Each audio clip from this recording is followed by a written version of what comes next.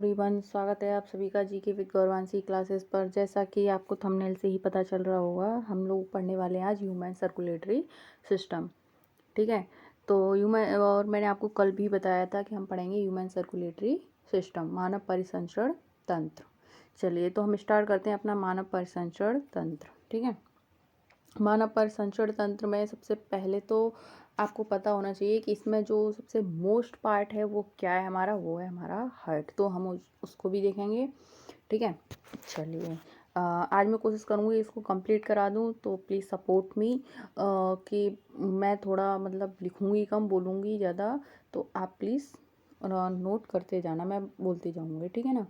तो human circulatory system जो है हमारा, ह्यूमन सर्कुलेटरी सिस्टम, तो ह्यूमन सर्कुलेटरी सिस्टम को अपने कितने पार्ट्स में बांटा है हमने, इसको हम पढ़ेंगे। सबसे पहले ब्लड।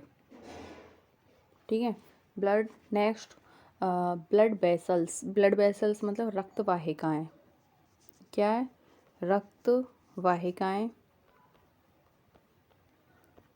ठीक है, नेक्स्ट हम पढ़ेंगे इसमें हार्ट, जिसको दिल कहते हैं। और आज आपको ये भी पता चल जाएगा, जिसके ऊपर बहुत सारे गाने बनते हैं या कुछ लोग इसी को मतलब बहुत कुछ बोलते हैं, इसी का नाम बदनाम करते हैं, तो आपको पता चल जाएगा कि इसमें इसका कोई भी हाथ नहीं होता है। नेक्स्ट हम देखेंगे इसमें लंग्स। ठीक है, मतलब फेफड़े। ठीक है, तो हम पढ़ेंगे ब्लड, रक्त वाहिका, ब्लड वेसल्स, हार्ट, दिल और लंग्स। ठीक है, तो सबसे पहले हम बात करते हैं ब्लड की। ठीक है, ब्लड क्या है? ब्लड, रक्त। रक्त क्या होता है? वैसे तो आपको पता ही होगा एक लाइन में कि रक्त एक तरल संयोजी ऊतक है जो अकोशिकीय व कोशिकीय भाग से मिलकर बना है। क्या है ये? तरल संयोजी ऊतक, संयोजी ऊतक है, संयोजी ऊतक। ठीक है, और जो किससे मिलकर बना है? जो अकोशिकीय व कोशिकीय भाग से मिलकर बना है। रक्त में 55% अकोशिकीय भाग और 45% कोशिकीय भाग होता है। कितना? 55% तो इसमें अकोशिकीय,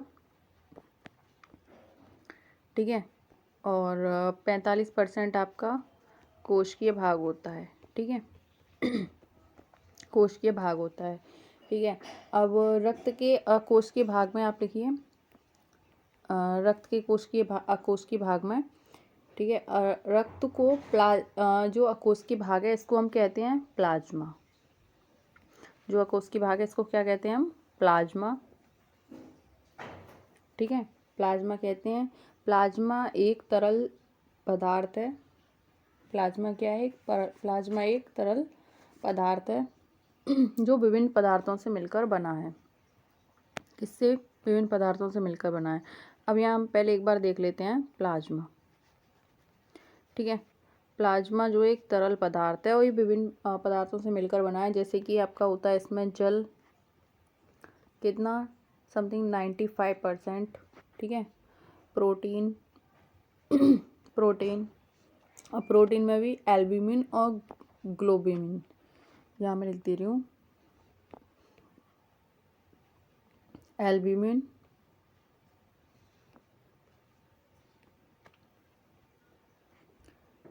एल्बुमिन और ग्लोब्यूलिन, ग्लोब्यूलिन, ग्लोब्यूलिन। ठीक है, तो प्लाज्मा क्या है? एक तरल पदार्थ है और इसमें विभिन्न पदार्थ होते हैं। जैसे कि हमने देख लिया, जल 95%, प्रोटीन। ठीक है, अब एंटीबॉडीज होते हैं कुछ, एंटीबॉडीज। ठीक है, एंटीबॉडीज होते हैं, एंड ग्लूकोज, ग्लूकोज। ठीक है, और कुछ पिगमेंट्स होते हैं जिनको हम वर्धक बोलते हैं। क्या बोलते हैं? वर्धक बोलते हैं। ठीक है, तो ये पदार्थ इसमें मिले रहते हैं। वर्धक में जैसे आपका बिलरुबिन और क्लोटिंग फैक्टर, बिलरुबिन लिख लो आप यहाँ पे, बिलरुबिन। क्या? बिलरुबिन। ठीक है, तो ये हो गया कोशिकीय भाग, रक्त का कोशिकीय भाग जो क्या होता है, प्लाज्मा होता है। अब बात करते हैं कोशिकीय भाग की। ठीक है, कोशिकीय भाग, जो कोशिकीय भाग है वो क्या है, कोशिकीय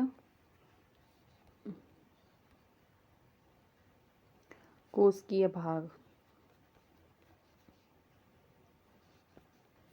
कोशिकीय भाग क्या है, रक्त का 45% कोशिकीय भाग है। इसमें आपके आते हैं आरबीसीज, डब्ल्यूबीसीज एंड प्लेटलेट्स।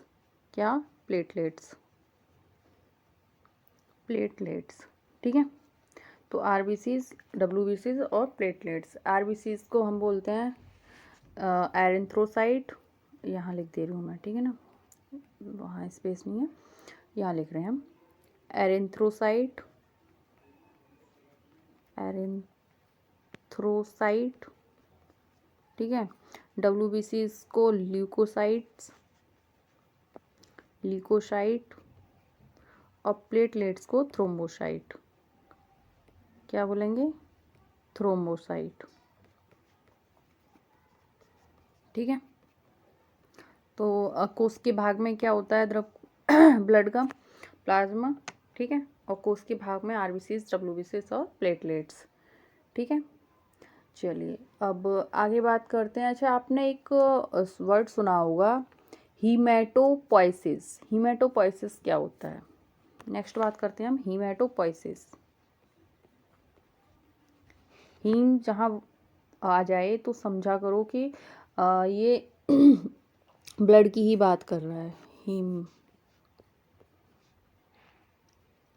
हीमेटोपोइसिस, हीमेटोपोइसिस। ठीक है, हीमेटोपोइसिस, हीमेटोपोइसिस क्या होता है, रक्त के कोशिकीय अवयवों के निर्माण की प्रक्रिया है। क्या है, रक्त के कोशिकीय अवयवों के निर्माण की प्रक्रिया है। कोशिकीय अवयव, अब इसमें हम पढ़ेंगे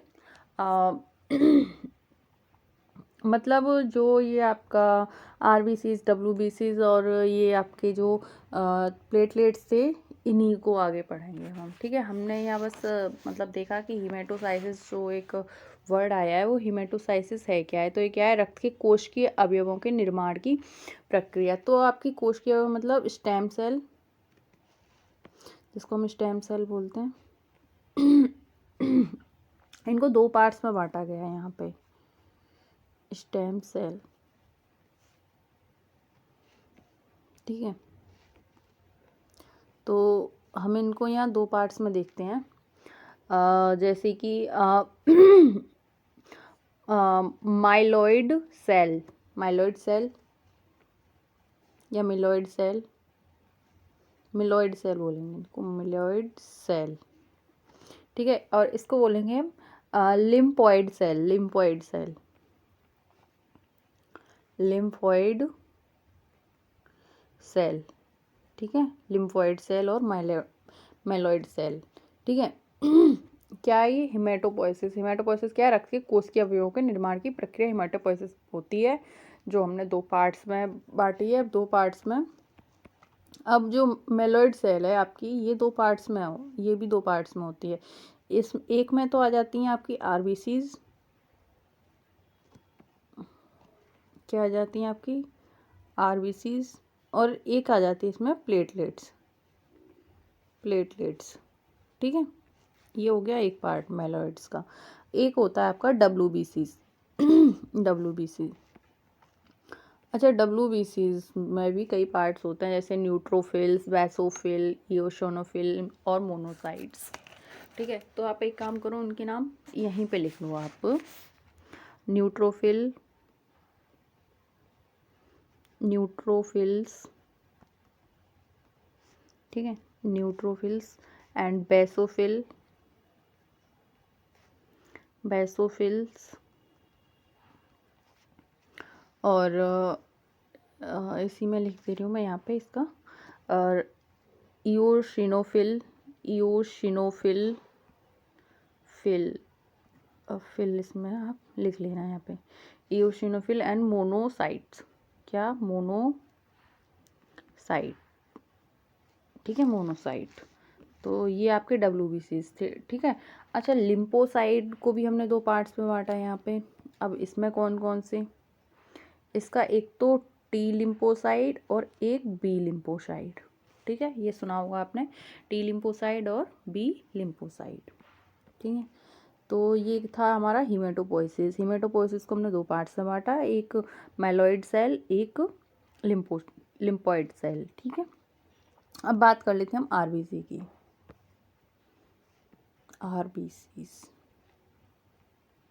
आरबीसीज इनको हिंदी में क्या बोलते हैं, लाल रक्त कोशिकाएं। लाल रक्त कोशिकाएं, इनका निर्माण कहाँ होता है, कहाँ होता है इनका निर्माण, इनका निर्माण होता है अस्थि मज्जा, मतलब बोन मैरो। कहाँ होता है, बोन मैरो में, ठीक है। और विखंडन या फिर इनका कब्रिस्तान जो हम बोलते हैं वो क्या बोलते हैं, स्प्लीन, मतलब प्लीहा, ठीक है। टाइम पीरियड कितना होता है इनका, 120 डेज, मतलब 120 दिन, ठीक है। और ये नंबर ऑफ एवरेजेस कितनी होती हैं, मतलब औसत संख्या इनकी कितनी होती है, 50 से 55 लाख, ठीक है, 50 से 55 लाख। और वो भी किस में, प्रति क्यूबिक प्रति माइक्रोलीटर रक्त, कितनी होती है, प्रति माइक्रोलीटर रक्त, ठीक है, लिख लो आप। और नेक्स्ट आगे लिखिए इसमें, जिन जंतुओं में, इसी में लिखिए आरबीसी में, जिन जंतुओं में हीमोग्लोबिन नहीं पाया जाता उनका रक्त लाल नहीं होता, ये आपको पता है, ठीक है। जैसे हमने आपको जहाँ एनिमल किंगडम पढ़ाया था तो वहाँ बताया था कि कुछ का रंग सफ़ेद होता है, ठीक है, और कुछ का नीला होता है। तो आप लिख लो इसमें, तिल चट्टे का रंग सफ़ेद होता है। जिन जंतुओं में हीमोग्लोबिन नहीं पाया जाता तो उनका रक्त लाल नहीं होता, कुछ का रंग नीला होता है और तिल चट्टे का रंग सफ़ेद होता है, ठीक है, ठीक। नेक्स्ट लिखिए। अच्छा, इसमें प्रमुख अवयव जो पाया जाता है वो क्या है, प्रमुख अवयव, प्रमुख अवयव, प्रमुख अवयव क्या होता है, प्रमुख अवयव होता है इसमें हीमोग्लोबिन, हीमोग्लोबिन, ठीक है। हीमोग्लोबिन क्या है, श्वसनीय वर्धक है, ये क्या है, ये श्वसनीय वर्धक, ठीक है, श्वसनीय वर्धक है ये। हीमोग्लोबिन जो होता है मेल में, फीमेल में, चलो मैं इसे बताऊंगी अभी कितना होता है, ठीक है। आगे लिखिए आप, हीमोग्लोबिन में लिखिए, ऐसे लिखिए, आरबीसीज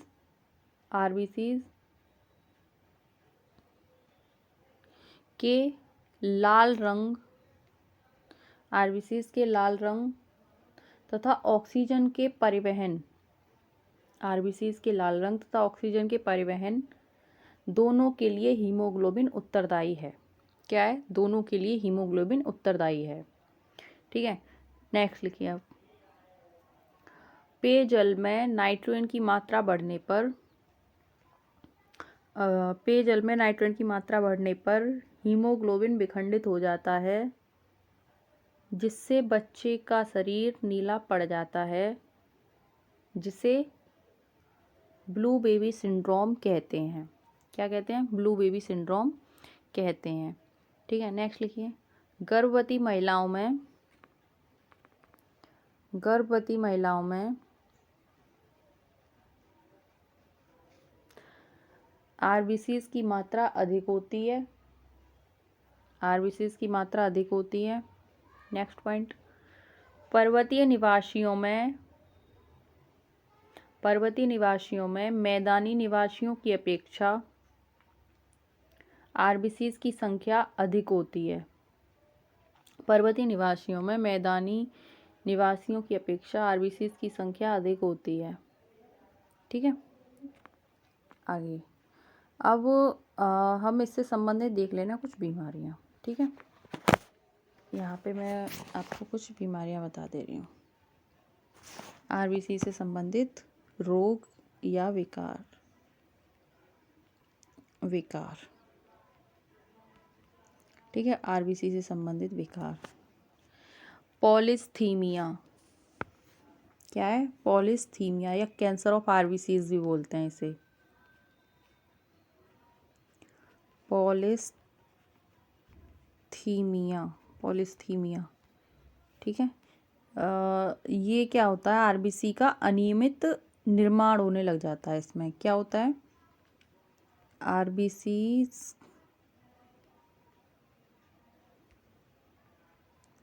का अनियमित निर्माण, ठीक है। और क्या बोलते हैं इसे?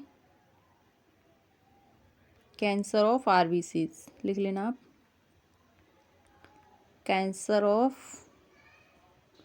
आरबीसीज, ठीक है, आरबीसी का कैंसर। नेक्स्ट लिखिए इसमें, नेक्स्ट विकार एनीमिया। एनीमिया किससे होता है? हीमोग्लोबिन की कमी से, ठीक है। आगे लिख लीजिए आप एरिथ्रोपीनिया। एरिथ्रो वो आरबीसीज की अधिक मात्रा से या अनियमित निर्माण से पॉलिस्थीमिया, और इससे होता है एरिथ्रोपीनिया, ठीक है। एरिथ्रोपीनिया किससे होता है? आरबीसी की कम मात्रा से, ठीक है ना, आरबीसी की कम मात्रा से। नेक्स्ट अब हम बात करते हैं,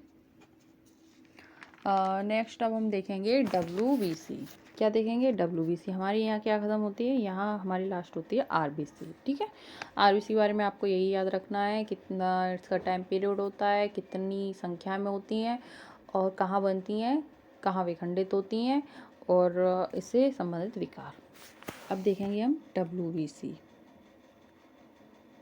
डब्ल्यूबीसीज, ठीक है। डब्ल्यूबीसी इसको बोलते हैं श्वेत रुधिर कणिकाएं, ठीक है, श्वेत रुधिर कणिकाएं। इनका निर्माण कहाँ होता है? इनका निर्माण भी बोन मेरो और स्प्लीन या फिर लसिका लिख लो आप, अस्थि मज्जा, प्लीहा, ठीक है, और लसिका या लसिका, ठीक है, लसिका, ठीक है। और विखंडन कहाँ होता है? इनका विखंडन भी प्लीहा में ही होता है, ठीक। और इनका टाइम पीरियड कितना होता है? 3 से समथिंग 13 दिन, कितना? 3 से 13 दिन, ठीक है, 3 से 13 दिन। अच्छा, इनकी एवरेज नंबर कितना होता है, मतलब संख्या कितनी होती है? इनकी होती है 8000 से 11000, वही मिलीमीटर क्यूब प्रति मिलीमीटर क्यूब, ठीक। 11000 है ये, कितना है ये? 11000, ठीक है। अब आगे बात करते हैं। हमने डब्ल्यूबीसीज के कुछ यहाँ पार्ट्स देखे थे, यहाँ पे ये देखिए, ये हमने यहाँ पार्ट्स देखे थे, न्यूट्रोफिल, बेसोफिल, इयोसिनोफिल या मोनोसाइट। तो हम इन्हीं को इसमें अब पढ़ेंगे आगे, ठीक है। तो आप लिख लीजिए सबसे पहले न्यूट्रोफिल, न्यूट्रोफिल के बारे में लिखिए, न्यूट्रोफिल, न्यूट्रोफिल, ठीक है, लिखिए न्यूट्रोफिल के बारे में। ये संख्या में अधिक होती हैं तथा ये रोग कारकों जैसे, ये संख्या में अधिक होती हैं तथा रोग कारकों जैसे जीवाणु, विषाणु, कवक आदि को नष्ट करने का कार्य करती हैं। क्या करती हैं? आदि को नष्ट करने का कार्य करती हैं, ठीक है। नेक्स्ट लिखिए इयोसिनोफिल, इयोसिनोफिल, इयोसिनोफिल के बारे में। इयोसिनोफिल इयोसिनोफिल से आप समझो एक तरीके से एलर्जी, ठीक है। तो लिखिए आप, ये रोग कारकों को नष्ट करने के लिए,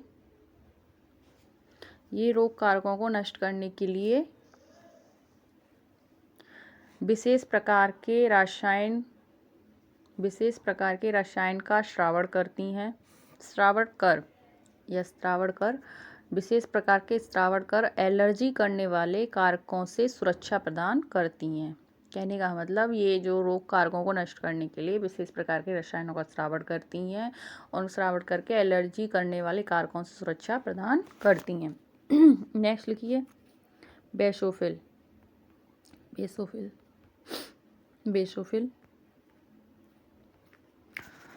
ये संख्या में सबसे कम होती हैं और न्यूट्रोफिल सबसे अधिक। ये संख्या में सबसे कम होती हैं, चोट लगने पर सक्रिय होती हैं, ये हिस्टामिन का स्रावण करती हैं, ये हिपेरिन का भी स्रावण करती हैं, नेक्स्ट लिखिए मोनोसाइट। ये WBC के पार्ट पढ़ रहे हैं। ये 2 प्रकार की होती हैं, एक माइक्रो, एक डेंड्राइटिक। एक होती है माइक्रो, एक होता है डेंड्राइटिक। तो आप यहाँ पे उन दोनों के नाम लिख लो। मैक्रोफेज बोल सकते हैं हम इसको, मैक्रोफेज, और एक डेंड्राइटिक, ठीक है। अब बात करते हैं हम टी लिम्फोसाइड और बी लिम्फोसाइड की, फिर उसके बाद WBC से होने वाले कुछ रोग देख लेंगे हम यहाँ पे, ठीक है। लिखिए टी लिम्फोसाइड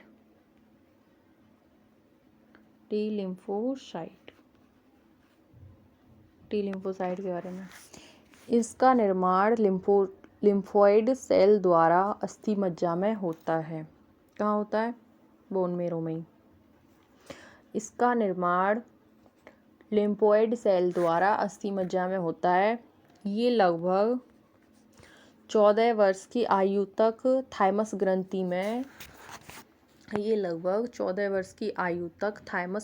में परिपक्व होती हैं। इसके पश्चात थाइमस विलुप्त हो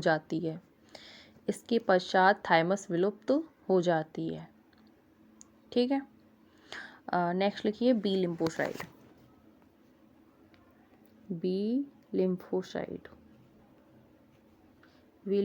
में लिखिए, इनका निर्माण लिम्फोसाइट सेल द्वारा अस्थि मज्जा में होता है। सेम वैसे ही लिखना है जैसे ऊपर है। इनका निर्माण लिम्फोसाइट सेल द्वारा अस्थि मज्जा में होता है तथा यह अस्थि मज्जा में ही परिपक्व होती हैं। कहाँ पे? अस्थि मज्जा में ही परिपक्व होती हैं। इनका कार्य एंटीबॉडीज़ का निर्माण करना है। क्या है इनका कार्य? एंटीबॉडीज़ का निर्माण करना है। चलिए अब एक काम करती हूँ, मैं यहीं पे WBC के रिलेटेड आपको डिसीज़ बता देती हूँ, मतलब विकार, और वो भी किससे संबंधित है? WBC। ठीक है, WBC से। तो आप लिख लो, इसमें 2 ही आते हैं, एक तो ल्यूकेमिया,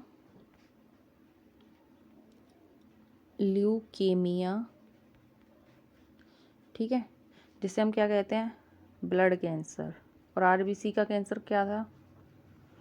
ब्लड कैंसर। ठीक है। और एक होता है ल्यूकोपेनिया।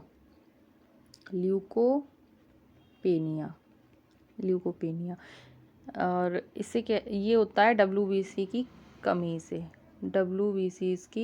से, ठीक है। और ये जो होता है ना आपका ल्यूकेमिया, ब्लड कैंसर, WBC की अधिकता से होता है, जब WBC की मात्रा ज़्यादा बढ़ जाती है। तो हमने यहाँ पे देख लिया RBC और WBC को, ठीक है, उनसे संबंधित रोग भी देख लिए। अब बात करते हैं हम थ्रोम्बोसाइट, जिसे हम प्लेटलेट्स बोलते हैं। जो डेंगू में सब बोलते हैं प्लेट्स गिर गई, प्लेट्स नहीं होती हैं, वो प्लेटलेट्स होती हैं। ठीक है। तो हम बात करते हैं अब थ्रोम्बोसाइट।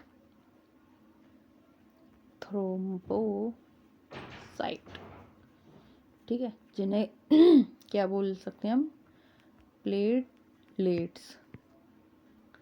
ठीक है, प्लेटलेट्स। तो लिखिए,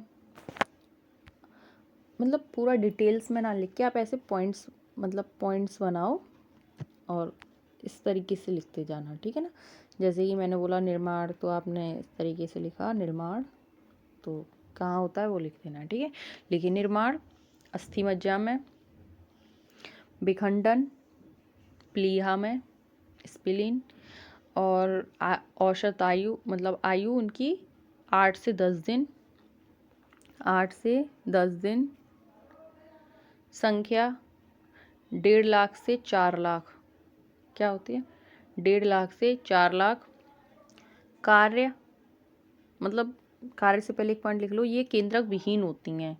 क्या होती हैं, केंद्रक विहीन होती हैं।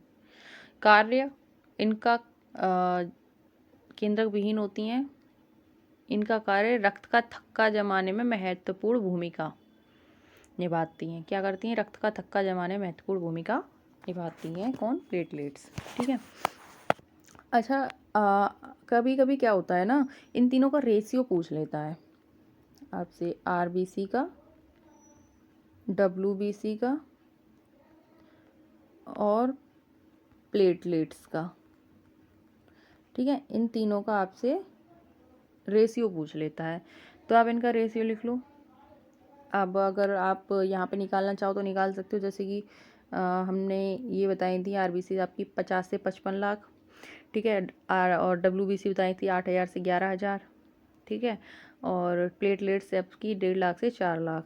तो इनका रेशियो कुछ ऐसे निकलेगा 601:30। ठीक है, आप चाहो तो उसको निकाल के देख लेना। ठीक है, अब नेक्स्ट बात करते हैं हम ब्लड वेसल्स। हमने देखा ब्लड पढ़ लिया, अब ब्लड वेसल्स पढ़ेंगे। ठीक है, उसके बाद हार्ट। तो लिख लीजिए, थोड़े से पॉइंट्स हैं, ज़्यादा नहीं है, ब्लड वेसल्स के बारे में। ब्लड वेसल्स मतलब रक्त वाहिकाएं, वेसल्स, ब्लड वेसल्स। अच्छा, इनको हम पढ़ेंगे 3 पार्ट्स में, इनके 3 पार्ट्स करके आप लिखिए उनमें। ठीक है, सबसे पहले तो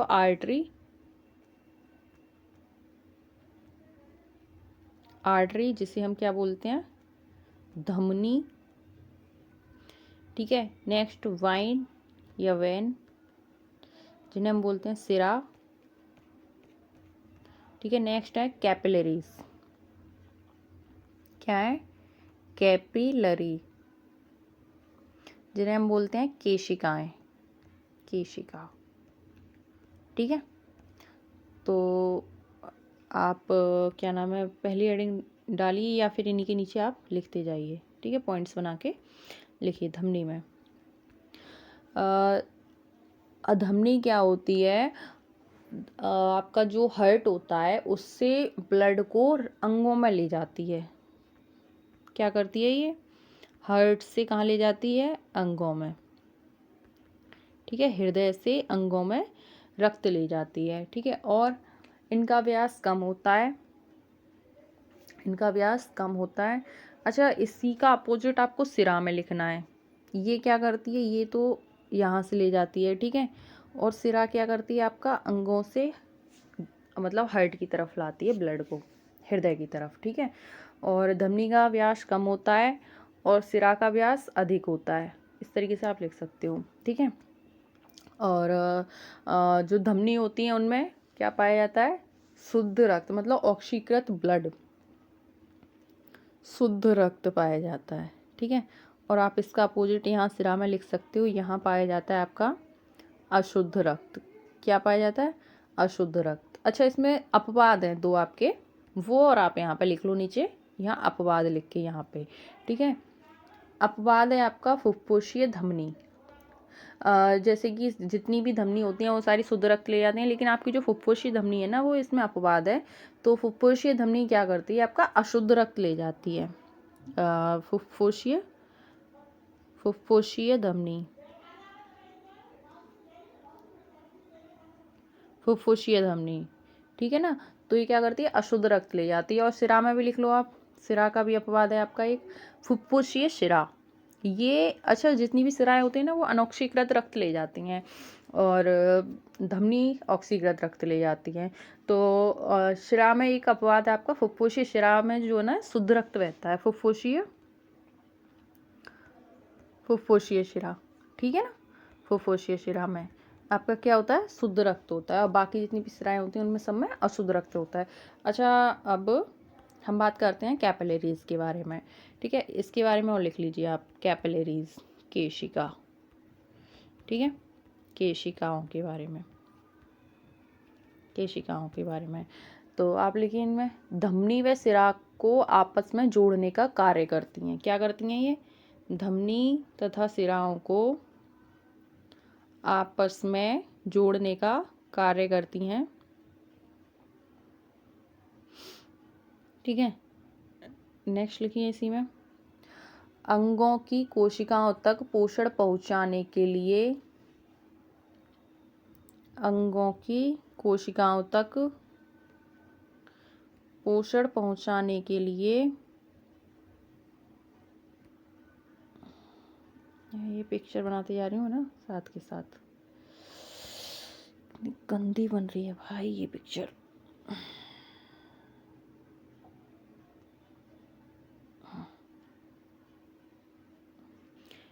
हाँ, तो क्या लिखा आपने, धमनी व शिराओं को आपस में जोड़ने का कार्य करती हैं, अंगों की कोशिकाओं तक पोषण पहुंचाने के लिए धमनियां सूक्ष्म शाखाओं में विभाजित हो जाती हैं।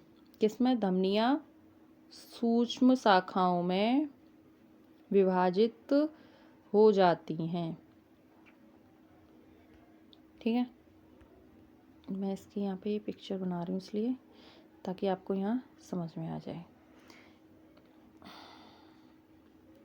अच्छा, मैंने ये रेड और ब्लू कलर से क्यों बनाया है, आप बता सकते हो मुझे? हाँ, आप कोर्स बता सकते हो कि जो आपका ब्लू जो आपको ये दिख रहा है, ये जो आपको दिख रहा है इसमें अशुद्ध रक्त है और इसमें शुद्ध रक्त है। तो जिसमें शुद्ध रक्त या ऑक्सीकृत ब्लड है वो क्या है, धमनी, और जिसमें अनऑक्सीकृत ब्लड है वो क्या है, शिरा, वेन, ठीक है। और जहाँ ये दोनों जुड़ रही हैं, अभी हमने क्या बताया था कि धमनी और शिराओं को आपस में जोड़ने का कार्य करती है, तो ये क्या है, कैपिलरीज, आपकी केशिका, केशिका, ठीक है, ये जो है आपकी केशिका। तो आगे लिखिए, अंगों को ऑक्सीजन तथा पोषक तत्वों का विनिमय, अंगों को ऑक्सीजन तथा पोषक तत्वों का विनिमयन करने के बाद इन कोशिकाओं में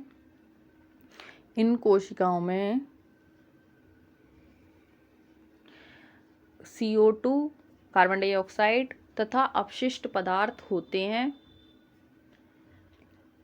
अतः केशिकाएं, सॉरी मैं कोशिका बोला है, केशिका करना, केशिकाएं, अतः केशिकाएं शिराओं में पुनः संयोजित हो जाती हैं, ठीक है। केशिकाएं शिराओं में पुनः संयोजित हो जाती हैं। अब हम आते हैं जिसके बारे में हम बात कर रहे थे, वो है आपका हार्ट, ठीक है। पहले हम पेज ऐड करके यहाँ पे आपको नोट पिक्चर देखते हैं हम अपने हार्ट की, ठीक है।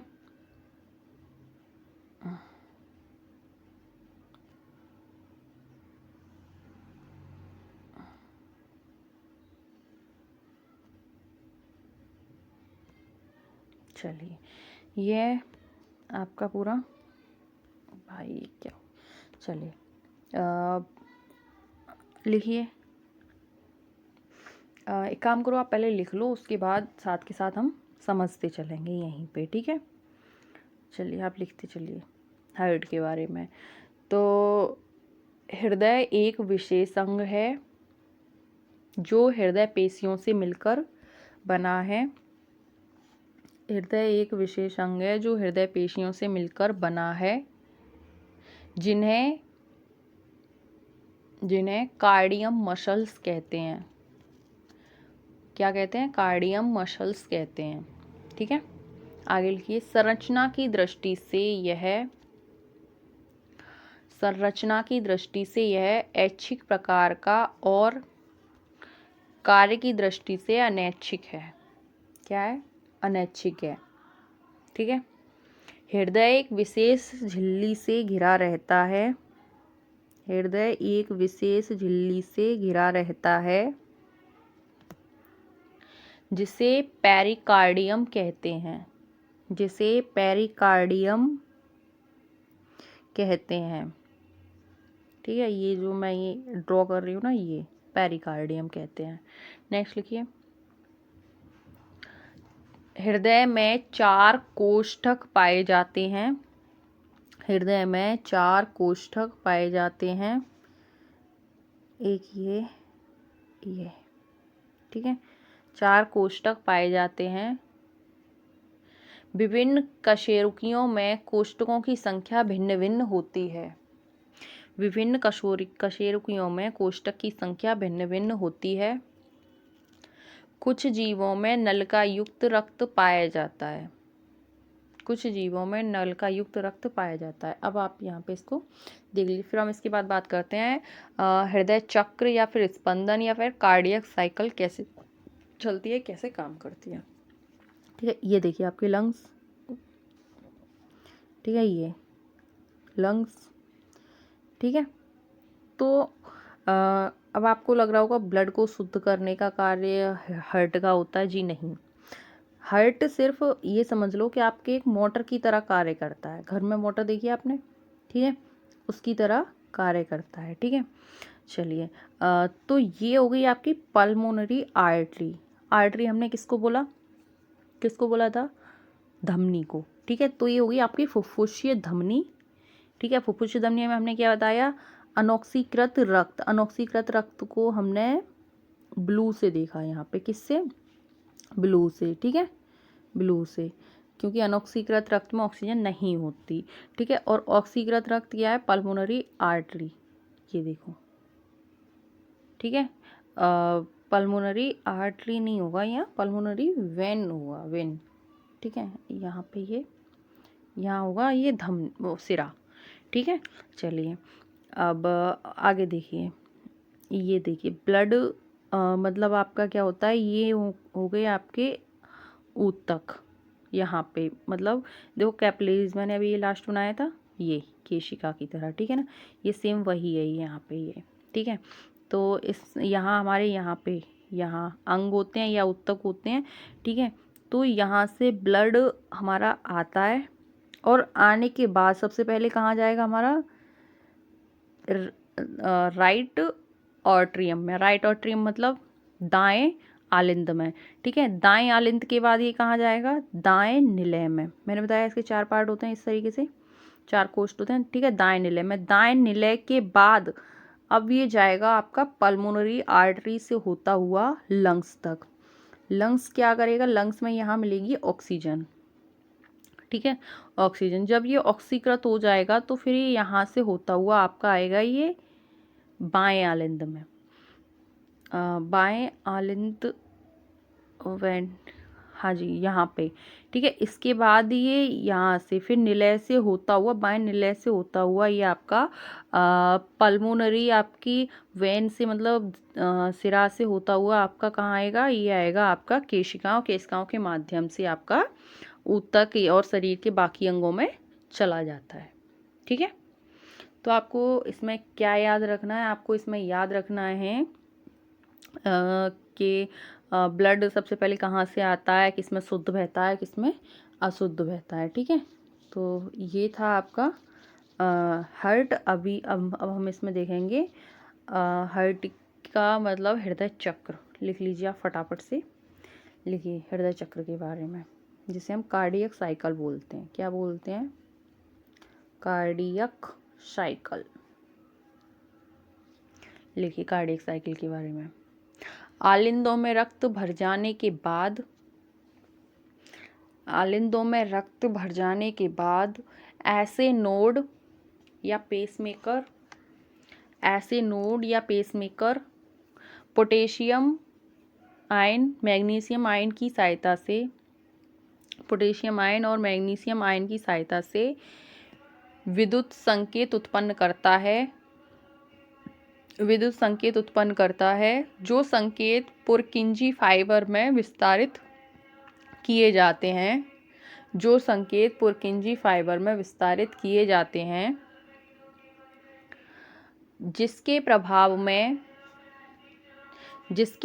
में इसकी मांसपेशियों में संकुचन उत्पन्न होता है। मतलब संकुचन मतलब सिस्टोलाइक, मतलब ये अंदर की तरफ संकुचित होता है, संकुचन उत्पन्न होता है। संकुचन के कारण आयतन कम होता है। क्या होता है? आयतन मतलब ये सिकुड़ता है, संकुचन का मतलब सिकुड़ना, ठीक है। आयतन कम होता है। अतः दाहिने आलिंद तथा दाहिने निलय निलय के बीच त्रिदल कपाट खुल जाती है त्रिदल कपाट खुल जाती है, जिससे रक्त निलयों में प्रवेश कर जाता है। सॉरी, ऐसे मत लिखो, त्रिदल कपाट खुल जाती है, उसके बाद लिखो साथ ही साथ द्विदल कपाट भी खुल जाती है। साथ ही साथ द्विदल कपाट भी खुल जाती है, जिससे रक्त निलयों में प्रवेश कर जाता है। जिससे रक्त निलयों में प्रवेश कर जाता है। पेसमेकर द्वारा ये संकेत एवी नोड के माध्यम से, एवी नोड मतलब ऑरिकुलर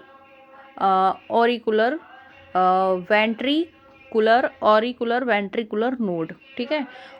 एवी नोड के माध्यम से निलयों की मांसपेशियों में विस्तारित किए जाते हैं। नेक्स्ट लिखिए। इस संकुचन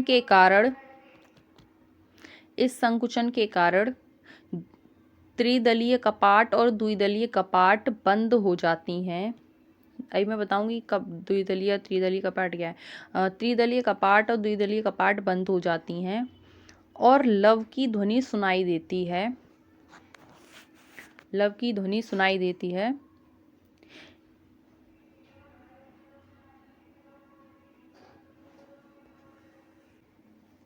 निलयों की संकुचन के कारण, नेक्स्ट लिखिए, निलयों की संकुचन के कारण दाब बढ़ता है, जिससे फुफ्फुसीय कपाट में रक्त प्रवाहित हो जाता है। इस रक्त प्रवाह के कारण निलयों में दाब कम हो जाता है, जिससे निलय शिथिल होने लगते हैं,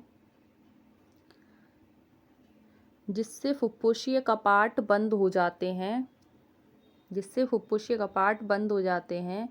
जिससे डव की ध्वनि सुनाई देती है। लव और डव की ध्वनि सुनाई देती है या सुनाई पड़ती है। इन दोनों ध्वनियों को ही हृदय धड़कन कहा जाता है या हार्ट बीट कहा जाता है। यदि किसी मनुष्य की कपाट या वॉल्व में खराबी हो तो यह ध्वनि सुनाई देती है। यह ध्वनि साफ सुनाई देती है, मतलब आप ये लिख सकते हो, ठीक है। इसे जो खराबी है ना, इसको बोलते हैं हृदय मर्मिंग या हार्ट मर्मिंग, ठीक है। तो देखते हैं इसमें जो हमारी नेक्स्ट पिक्चर है, इसमें आपका क्लियर होता है या नहीं।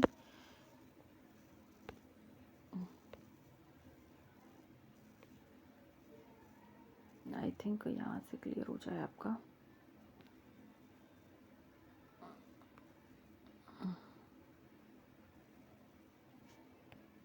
ठीक है, ये देखिए, इसमें तो वही है जो भी लास्ट समझाया था। चलो हम यही देखते हैं। जैसे कि मैंने बोला था आपको त्रिदलीय कपाट और क्या बोला था, हाँ, द्विदलीय कपाट। तो आपका त्रिदलीय कपाट ना, जैसे ये हर्ट है ना, यहाँ होता है, ठीक है। यहाँ होता है आपका त्रिदलीय कपाट, ठीक है। यहाँ या त्रिकपाटीय वॉल्व लिख सकते हो आप, त्रिकपाटीय वॉल्व। अच्छा, फुफ्फुसीय वॉल्व या फुफ्फुसीय कपाट एक मतलब वर्ड आया था। तो जहाँ से फुफ्फुसीय, यहाँ से फुफ्फुसी शिरा होती है यहाँ पॉइंट पे, मैं इसको जूम करती हूँ आपको, ठीक है। यहाँ से फुफ्फुसी, यहाँ क्या होता है, फुफ्फुसी कपाट होता है वो, ठीक है। और क्या बताया था मैंने, हाँ द्विदलीय कपाट। तो द्विदलीय कपाट आपका वो आपके यहाँ पे कुछ होता है, ठीक है। मैं एक काम करूँगी, आपको नेक्स्ट क्लास में जो आपका हार्ट का वो पिक्चर जो होता है आपको पूरा वो शो कराऊंगी आपको, ठीक है ना। अभी नेक्स्ट हम और देखते हैं। मैंने आपको ये जो बताया है आपको कि मांसपेशियों का संकुचन और मांसपेशियों का शिथिलन, तो ये क्या कहलाता है, आप लिख लो यहाँ पे। जो संकुचन होता है, संकुचन, इसको बोलते हैं हम सिस्टोल, सिस्टोल, सिस्टोल। और शिथिलन, शिथिलन, इसको बोलते हैं हम डायस्टोल, डायस्टोल, ठीक है। ये 2 पॉइंट्स लिख लो। और मतलब कहने का मतलब अगर एक लाइन में हम समझें तो कि एक धड़कन से दूसरी धड़कन को हम हृदय चक्र कहते हैं। और मानव हृदय 1 मिनट में कितनी बार धड़कता है, ये तो आपको पता ही होगा, 72 बार, ठीक है। 1 मिनट में 72 बार, और वो 72 बार धड़क जाता है, और लव डब की वही प्रक्रिया होती है, और आपको पता भी नहीं चलता, मतलब आपको क्या, किसी को पता नहीं चलता, क्योंकि वो बहुत माइनर टाइम पे होती है, बहुत ज़्यादा माइनर पे, ठीक है। तो मैं यहाँ पे आपको ये समझाती हूँ एक बार। जैसे कि आलिंद, ये आपका आलिंद, आलिंद में हुआ यहाँ पे संकुचन, ठीक है। आलिंद में संकुचन, ये जो हृदय चक्र लिखवाया ना, मैं उसी के बारे में समझा रही हूँ। नेक्स्ट आपका निलयों में शिथिलन होगा, फिर क्या होगा, निलय में क्या होगा, शिथिलन, ठीक है, शिथिलन, ठीक है। नेक्स्ट इसके बाद जो होगा वो होगा आलिंद में शिथिलन। अब क्या होगा, आलिंद में, आलिंद में शिथिलन, ठीक है। इसके बाद जो होगा वो होगा आपका निलय में संकुचन, और यही चलता रहता है, निलय में, निलय में संकुचन, ठीक है। यही है हृदय स्पंदन या हृदय चक्र या कार्डियक साइकिल, निलय में संकुचन, ठीक है। तो यही मैंने बस वो अपना मतलब डिटेल्स में लिखाया था आपको, ठीक है। पहले आलिंद में संकुचन, फिर निलय में शिथिलन, फिर आलिंद में शिथिलन, और फिर निलय में संकुचन, फिर उसके बाद आलिंद में फिर से यही होता है, यहीं पे होती है लव और डब, ठीक है। और इसमें आप और लिखिए, इसमें भी थोड़ा सा जो आपका ब्लड प्रेशर होता है, जिसे हम बीपी कहते हैं, ठीक है। ब्लड प्रेशर का बढ़ना और घटना क्या होता है, तो लिखिए इसका बढ़ना हाइपरटेंशन, इसका बढ़ना हाइपर टेंशन, ठीक है। और कम होना, कम होना क्या होगा, हाइपोटेंशन, क्या होगा, हाइपोटेंशन, ठीक है। अच्छा, ये होता कितना है, मतलब एग्जैक्ट 120 से 80, अगर 120 से ऊपर जाता है तो हाई, और अगर 120 से कम होता है तो जिसे हम बोलते हैं बीपी का कम होना। सिस्टोल और डायस्टोल, ये होता है सिस्टोल और एक होता है डायस्टोल, ठीक है। ये तो होता है संकुचन, और ये होता है 80 होता है आपका शिथिलन, ठीक है। अब इसमें आई थिंक कुछ बचा नहीं है अभी, ठीक है। मैं आपको एक काम करती हूँ अभी फटाफट से 1-2 मिनट में वो और समझाती हूँ। मतलब जैसे कि ब्लड पहले कहाँ से आ रहा है, कहाँ से आ रहा है, क्योंकि उसमें आपको शायद इतना क्लियर नहीं हुआ है, तो मैं फटाफट से एक नया पेज लेके आपको यहाँ समझा देती हूँ, ठीक है। चलिए मैं यहाँ पे लिख जाती हूँ। तो सबसे पहले हम यहाँ लिखते हैं अपने लंग्स, ठीक है, लंग्स, ठीक है। इसके बाद ये आता है फुफ्फुसी शिरा में, आप लिख लो यहाँ पे। फुफ्फुसी शिरा को हम इंग्लिश में बोलते हैं पल्मोनरी वैन, पल्मोनरी वैन। तो मैं इसको ना इस तरीके से लिख रही हूँ, पल्मोनरी वैन, ठीक है, थोड़ा शॉर्ट में लिख रही हूँ, पल्मोनरी वैन, ठीक है। हम इसको बाद में लगाएंगे, ठीक है। अब नेक्स्ट लिखेंगे हम बायां आलिंद, बायां मतलब लेफ्ट ठीक है, तो क्या लिखेंगे हम, लेफ्ट। आलिंद को क्या बोलते हैं, क्या बोलते हैं आलिंद को, बताइए फटाफट से। आलिंद को हम इंग्लिश में क्या बोलते हैं, ऑर्ट्रियम। क्या बोलते हैं हम, ऑर्ट्रियम। तो बायां आलिंद। फिर उसके बाद राइट निलय। राइट निलय को सॉरी, हाँ राइट निलय ही आएगा। इसको हम क्या बोलते हैं, अब इसको बोलते हैं, क्या बोलते हैं, चलो आप बताना क्या बोलते हैं। मैं इसका शॉर्ट नाम ही लिखती हूँ जिसे हम वी से लिखेंगे, ठीक है। आप बताना क्या बोलते हैं इसको। अब आगे आगे आती है हमारी महाधमनी। महाधमनी सॉरी। नेक्स्ट आती है आपकी धमनी। धमनी, ठीक है। नेक्स्ट यहाँ अंग।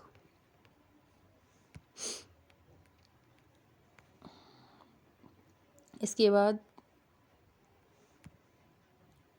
सिरा, ठीक है। इसके बाद अग्र व पश्च महासिरा, हम यहाँ लिख दे रहे हैं महासिरा बस, ठीक है। अग्र और पश्च उसी में आ जाएंगी, ठीक है।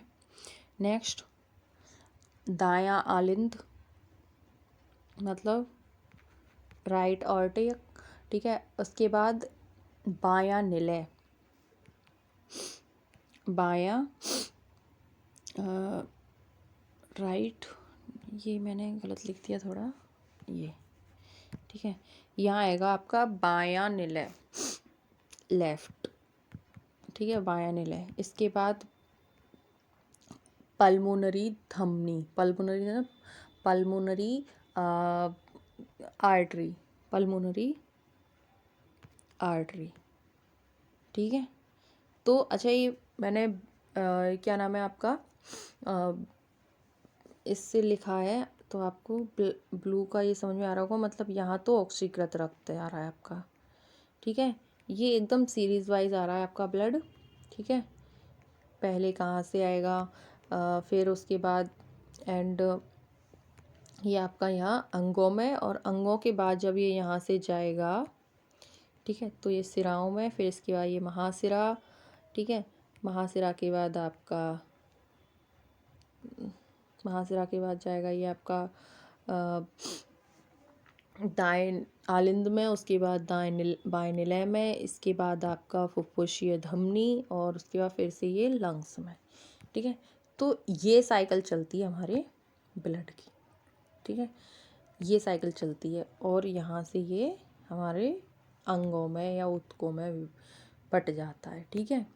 तो यहाँ इधर जो भी लिखा है मैंने, ऐसे आपका सबसे पहले ब्लड अगर हम शुद्ध से स्टार्ट करें तो आपका पल्मोनरी सिरा में, फिर उसके बाद बाएं आलिंद में, दाएं निलय में, फिर महाधमनी, उसके बाद धमनी, धमनी के बाद अंग, अंग के बाद फिर वो सिरा में जाएगा अशुद्ध रक्त, फिर अग्र या पश्च महासिरा हम बोल सकते हैं उसको, फिर दाएं आलिंद में, फिर बाएं निलय में, और फिर उसके बाद पल्मोनरी धमनी में। तो आप अगर यहाँ लिखना चाहो तो आप लिख सकते हो कि यहाँ शुद्ध रक्त है और यहाँ पे आपका शुद्ध रक्त है, ठीक है। तो इस तरीके से आपका हार्ट होता है यहाँ कंप्लीट। इसके 2 पॉइंट्स और रह गए हैं, 2 क्या, एक ही पॉइंट्स रह गया, आप लिख लो फटाफट से उसको भी, फिर टाइम हो गया वैसे भी, ठीक है।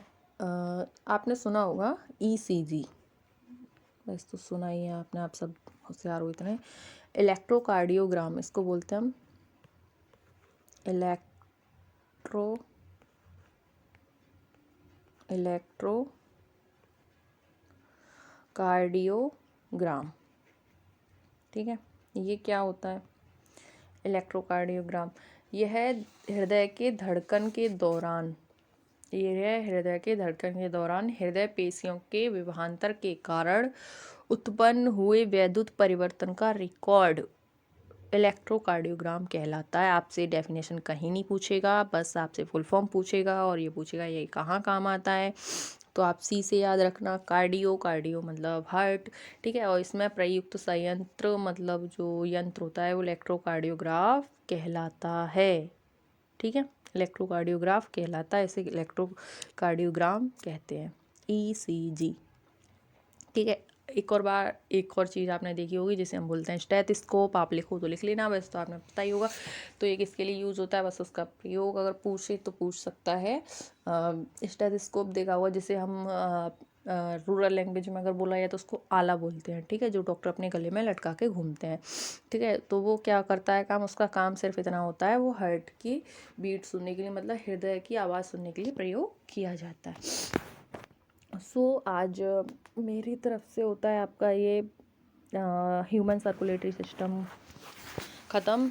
अब आगे बस इसमें हमारा रह गया है ब्लड ग्रुप। कल हम ब्लड ग्रुप कंप्लीट करने के बाद नेक्स्ट पढ़ेंगे हम उत्सर्जन तंत्र, ठीक है, उत्सर्जन तंत्र पढ़ेंगे। तो नेक्स्ट टॉपिक होगा उत्सर्जन तंत्र। तो आज के लिए बस यहीं रखते हैं और आपसे विदा चाहते हैं। Take care, tata, bye bye. और एक और बात, अगर वीडियो पसंद आए तो लाइक, शेयर और कमेंट ज़रूर करना, और सब्सक्राइब करना मत भूलना। बाय।